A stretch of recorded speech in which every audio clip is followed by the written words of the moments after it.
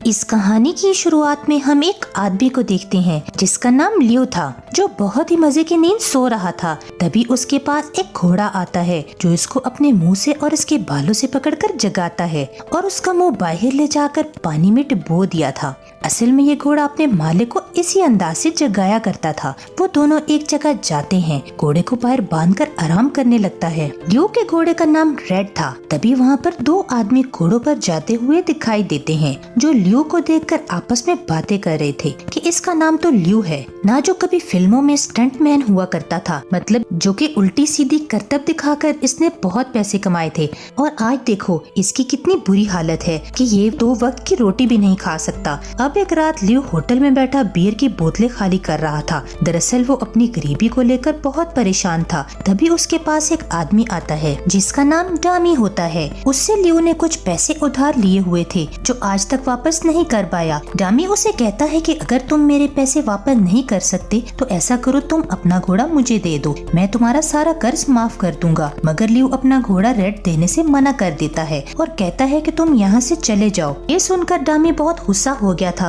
वो लियो से कहता है कि मैं तुम्हारा घोड़ा तुमसे लाजमी लेकर रहूंगा। इस बात पर दोनों के दरमियान में लड़ाई हो जाती है। लियो पहले डामी के साथियों को सबक सिखाता है और फिर बाहर जाकर अपने घोड़े को भी बचा लिया था। अपने घोड़े में बैठकर उसे खूब भगाता है और एक शो सर्कस में पहुंच गया था जहां पर वो कोई स्टैंड करता है और फिर उधर डामी और उसके आदमियों से घोड़े को छुपा देता है और खुद भी वहां ही छुप गया था, जिससे डामी और उसके आदमी उन्हें नहीं देख पाते और वहां से आगे चले जाते हैं। अगली सुबह जब लियो अपने घोड़े रेड के साथ अपने फॉर्म में था तो उधर 2 आदमी आते हैं जो उसे कह रहे थे कि जो घोड़ा तुम्हारे पास है उसे तुमको वापस करना होगा, क्योंकि ये घोड़ा जिस आदमी का है वो केस लड़ रहा था, मगर वो अब इस केस को जीत चुका है तो इसे ये घोड़ा अपना वापस चाहिए, इसे नीलामी में देना चाहता है। तभी उधर एक आदमी और एक लड़की आती है जो अजीबोगरीब करतब करते रहे थे। ये दरअसल लियो के साथ रहा करते थे। वो दोनों आदमी जो नोटिस लेकर आए थे उनको देखकर डर जाते हैं और वो वहाँ से चले गए थे।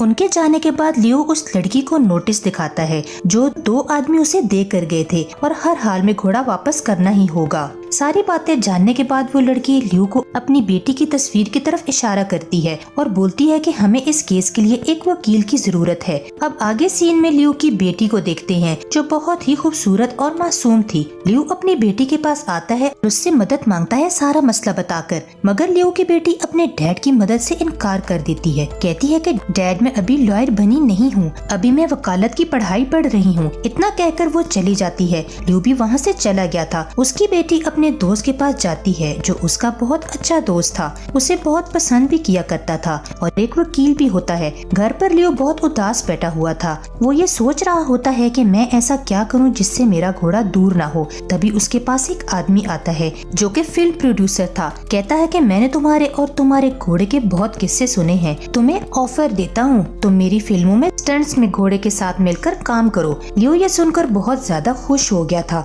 और इस प्रोड्यूसर को अपने घोड़े के साथ स्टंट्स करके दिखाता भी है। उधर लियो की बेटी अपने दोस्त के साथ बैठी खाना खा रही थी। लियो की बेटी का दोस्त का बेटा उसे बताता है कि मैं तुम्हें पसंद भी करता हूँ और शादी करना चाहता हूँ और मुझे बताओ कि मैं अपने घर वालों को कब मिलवाऊं। लियो की बेटी कहती है कि तुम जानते हो ना, मेरा इस दुनिया में कोई नहीं है, मैं ही फैसला करूंगी कि मैंने कब शादी करनी है और कब नहीं। मतलब लियो की बेटी अपने डैड यानी लियो को बिल्कुल पसंद नहीं करती थी, इसलिए उसने इनके बारे में बताया भी नहीं था। लियो की बीवी के कुछ सालों पहले मौत हो गई थी। वो बस अपनी बेटी के ख्यालों में ही आया करती थी। एक दिन वो अपनी बेटी को समझाती है कि देखो अपने डैड से मुंह मत मोड़ा करो, इस बार अगर तुम्हारे डैड आए तो उनसे अच्छी तरह से बात करना। लियो की बेटी अपनी मॉम की बातों को समझ गई थी, तो वो जब एक होटल में बैठकर जब नाश्ता कर रही थी वो दूर से अपने डैड को आता देखती है जो अजीब से अपने कपड़ों में अपने घोड़े को भी सजाया हुआ था। लियो दरअसल ये चाहता था कि वो लोगों को करतब दिखाए और लोग उनके साथ तस्वीरें बनवाकर बदले में कुछ पैसे दे।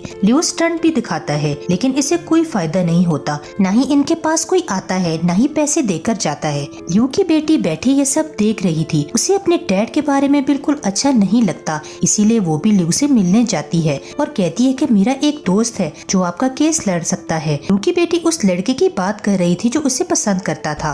वो अपने डैड के फॉर्म में आकर सभी चीजों को बहुत गौर से देख रही थी। वो रेड से मिलकर बहुत खुश होती है। अब रेड भी लियो की बेटी की हर बात को मान रहा था। कुछ देर बाद लियो की बेटी का दोस्त भी आ जाता है। अपने इर्द गिर्द की चीजों को देखकर डरने लगा था। उधर लियो की बेटी आती है, उसके हाथ पर अपना हाथ रखकर कहती है कि देखो डरो नहीं, और बोलती है आप लोगों ने अभी तक कोई फैसला नहीं किया, आखिर करना क्या है। तभी उनके दरमियान में बातचीत शुरू होती है और अब यहीं से ये कहानी 3 साल पहले की दिखाई जाती है कि उसे घोड़ा जख्मी हालत में मिला था। उसने उसे खिलाया पिलाया और ठीक कर दिया, और साथ ही उसने ये भी समझाया कि तुम अपने घुटनों पर कभी भी मत बैठना। और इसके साथ कहानी दोबारा प्रेजेंट मौजूदा दौर में आती है। लियो अपनी बेटी के दोस्त को घोड़े से मिलवाता है, मगर वो बेचारा उसे देखकर डर रहा होता है। लियो उसे कहता है कि अरे यार डरो नहीं, ये तो बहुत अच्छा घोड़ा है, ये तो तुम्हारे साथ मस्ती कर रहा है। तभी रेड स्टंट्स दिखाता हुआ गिर गया था। अगले दिन लियो रेड को लेकर शूटिंग पर पहुंच गया था, जहां पर उसकी बेटी भी स्टंट्स को देखने आई थी। मगर रेड इतनी भीड़ को देखकर डर जाता है और सही तरीके से स्टंट नहीं कर पाता,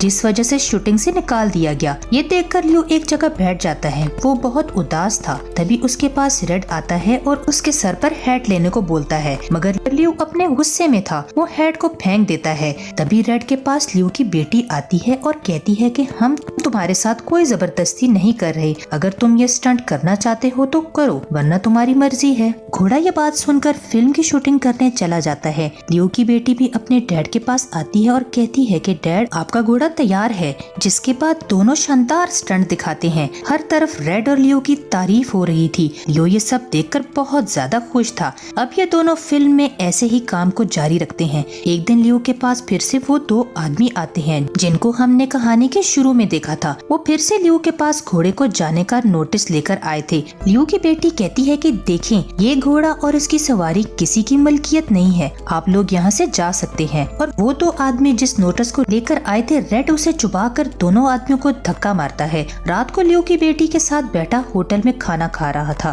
तभी इनके पास डामी आता है। लियो से पैसे मांगने आता है और बहुत ही बदतमीजी से बात कर रहा था। तभी ये देखकर रेड को गुस्सा आ जाता है और डामी को धक्का देकर दूर फेंक देता है। तभी एक बार फिर इनकी यहाँ लड़ाई हो गई थी। इस लड़ाई में लियो का घोड़ा भी सबको मार रहा था। लियो जल्दी से अपनी बेटी को लेता है और घोड़े में बिठाकर निकल गया था। अब देखते हैं इस तरह लियो और घोड़ा फिल्मों में मिलकर स्टंट करके खूब पैसे कमाते। तभी एक दिन रेड को स्टंट्स के दौरान चोट लग जाती है। ये देखकर लियो की बेटी को अब बहुत गुस्सा आ रहा था। वो अपने डैड के पास आकर कहती है कि आप ये स्टंट्स करना कब बंद करेंगे डैड, आप कोई और काम क्यों नहीं कर सकते। ये सब बातें सुनकर लियो कोई जवाब नहीं देता।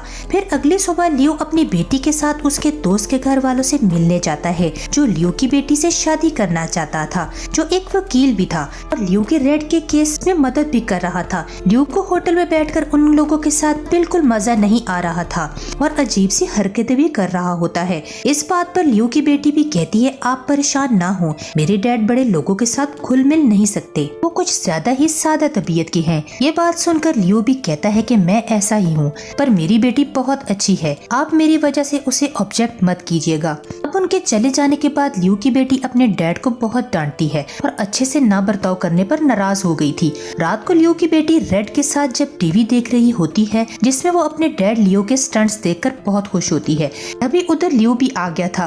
तभी बेटी के साथ स्टंट देखकर मजे कर रहा था और अपने पुराने पल याद आ जाते हैं। उसकी बेटी कहती है कि बहुत कूल है डैड आप। दोनों की आंखों में आंसू आ गए थे। लियो कहता है कि एक दफा स्टंट के दौरान उसके सर पर बहुत गहरी चोट लगी थी। ऐसी चोट की वजह से लियो को पूरे 8 महीने तक कोमा में रहना पड़ा। लियो सब कुछ अपनी बेटी को बता रहा होता है और वो कहता है कि इन्हीं 8 महीनों के दौरान जब मैंने कोई काम नहीं किया, इसी वजह से मेरे हालात ऐसे हो गए। अपनी बीमारी की वजह से भी तुम्हारी माँ से मैं नहीं मिल पाया। उसकी बेटी सारी बातें सुनकर कहती है कि मॉम की टेंशन ना लें, उन्होंने आपको माफ कर दिया था, वो अक्सर मेरे ख्यालों में जो आती हैं। दूसरी तरफ हम देखते हैं कि डामी फॉर्म पर रेड के पास आ गया था। उसे इंजेक्शन लगाकर बेहोश करने की कोशिश कर रहा था ताकि वो इसे अपने साथ ले जा सके, लेकिन रेड की आंखें खुल जाती हैं। ये सब उसे पकड़ने की कोशिश करते हैं और रेड इनसे बचने की कोशिश कर रहा था। इससे पहले डामी उसे पकड़ पाता वहाँ लियो पहुँच जाता है और खूब पिटाई करता है। फिर इसको एक कुर्सी से नीचे की तरफ ले जाता है। इसी तरह लियो ने डामी की और उसके साथियों को वहाँ से भगा दिया था। था। अब अगली सुबह एक फिल्म स्टार एक्टर लियो के पास आता है।